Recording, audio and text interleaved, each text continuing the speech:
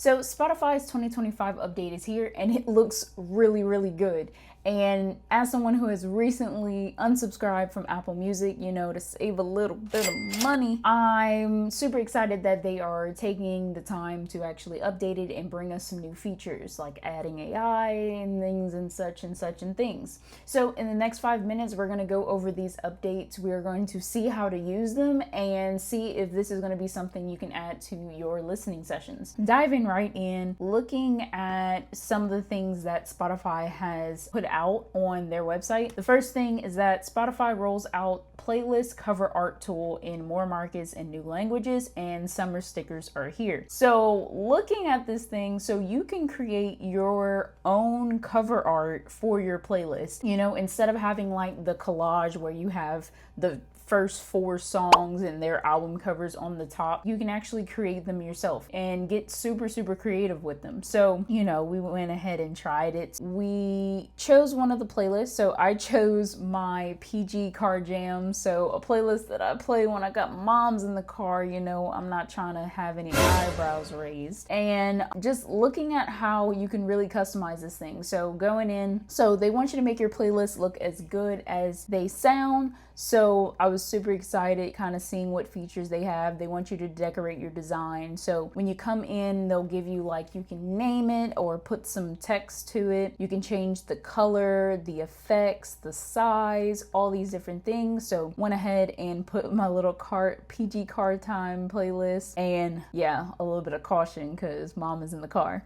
And then you can go into the colors, the styles, so horizontal, vertical, corners, all of these different type of styles. So I really like that radial one, and just kind of customize with all the colors and change that up. They do have this sphere feature that I really like. I don't know, it just feels like that's what an album cover should look like. So I went ahead and used that. Now I did forget stickers. So they uploaded stickers and they have a summertime pack that they did, and we're going to try that out. So getting into the stickers, you can kind of choose different things that they have up there. So they do have 13 new stickers that came with the summer pack, which implies to me that they're going to be adding more packs. So they're going to have a Valentine's Day one, and then they had actual artists create stickers that they put on there, like Tyler the Creator. And I'm pretty sure he put some pretty wild stuff on there. It's really cool. So one thing that I will say, so when you are creating this, you want to make sure that you go to a playlist that you have or created, go to the 3 dots, and then you can click that create a cover art. And a tip that I will say, if you end up forgetting like I did to put the stickers on, you do not get that cover art back. You have to completely make an entirely new cover art for it in order to add anything else.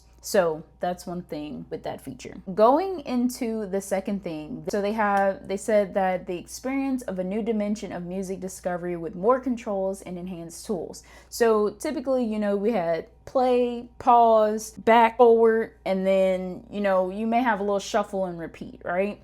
So they have added so many things to just optimize your listening session. So not only can you cue things by just sliding it over, but they also added things like Smart Shuffle.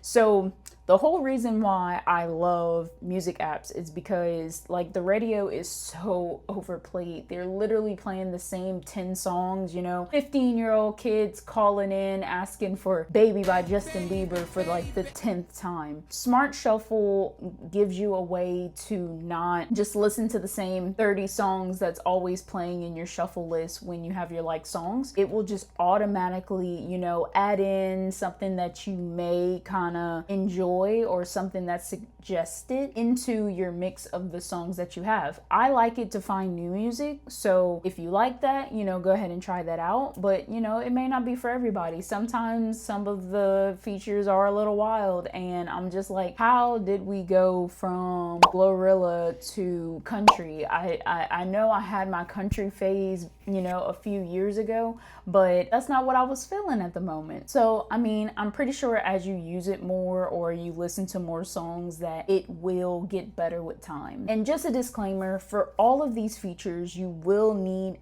to have a premium version of the app, because with the free version, they're not really rolling those out to the free versions yet. So if you have a subscription, like if you have an individual plan, they do have student plans and they do have family plans. So if you are trying to save a little money, but you want to listen to all your tunes, then definitely go ahead and get you one of those. Some things that they haven't rolled out yet that they are going to is the new 30-day snooze feature.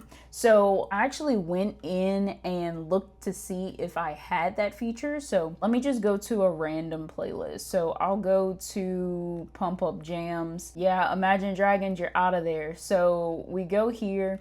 You click hide in the playlist. So when you hide it in the playlist, it's going to be hidden from those jams. So it puts this little red mark and it won't be recommended for like 30 days. So if you do want to change that, you will have to go back in and say show in that playlist. They said that they're going to have something that's a little bit more smoother, like it'll just say snooze while you're listening to music. So I think that would be really, really, really cool. The last feature is something that they do have, and that's a feature for your Apple Watch. So they're allowing you to add devices to your Spotify in order to download or have offline listening. So if you have an Apple Watch and you go running and you don't want to have your phone with you, now it's good that some watches come with the cellular plan, but say you don't have the cellular plan, okay? So you can actually choose the device that you want to download a playlist or a playlist to. So you can download tracks directly from your watch, choose a playlist or an album, and you can put that in your library. So I was having some trouble at first, but then I realized that I needed to go to my Apple Watch app, add Spotify, and then also go into my Spotify settings and add to where it can actually read, you know, the local